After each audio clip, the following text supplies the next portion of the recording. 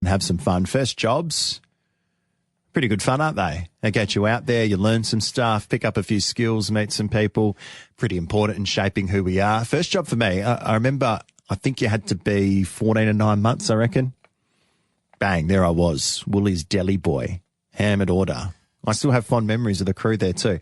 Sue Ellson is career expert and author as well. G'day, Sue. Hi, Jamie. What was your first job? Well, if you don't count babysitting for the local kids, I started work full-time in a bank and studying part-time 6 days after my last Year 12 exam. So a bit of a baptism of fire. Yeah, there you go. No gap year for you, Sue. No, none whatsoever. No. There you go. Why do you think it's important? Look, I think you learn so many things from your first job, a bit like your first car. Everybody remembers their first car. Everybody remembers their first job. And it's things like having clothes for the week, getting to and from without relying on mum and dad, making sure that you manage your money and you pay your bills. I mean, you're not being supervised by a teacher. There's so many things. Time management. I remember running to the train with my hair still wet and half dressed. It took me a little while to even just get on time for things. So, I think there's heaps of things you learn from your first job. Yeah, I always felt a little bit jealous. I feel like I just kind of rushed into it. Now, don't get me wrong. I love the Woolworths deli, but there was a lot of cleaning and it was a bit smelly. And then I had my mate at the local video store and I thought, why didn't I think of that? Yes, video stores were great places and, a lot cleaner than cleaning up. But we all have to start somewhere, and I think you've hit on a really important point, and that's enjoying who you work with.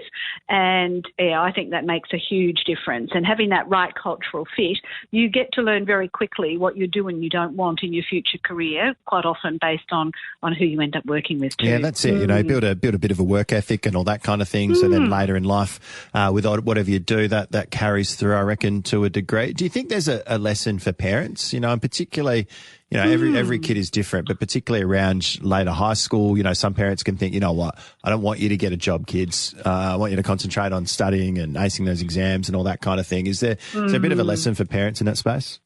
Oh, absolutely. And I've been in recruitment for the bank as well. And with our graduate program, we had a little matrix where we marked people off.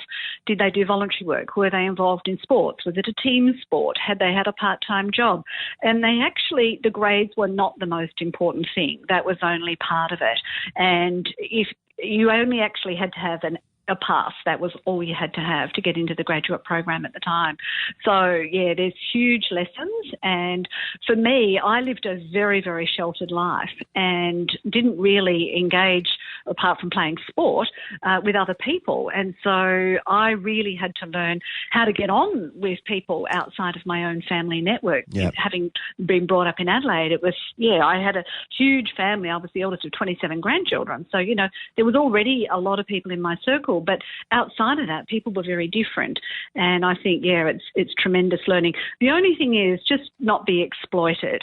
And my children, when they had their first opportunity to work, they were asked to work for cash and they would be paid more than if they were paid on the books.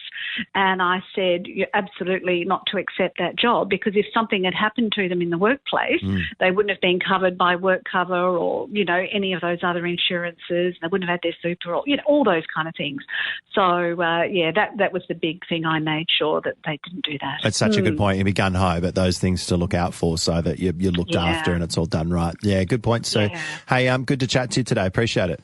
Yeah, thanks, Jamie. Sue Ellson there, career expert and author as well. There was this list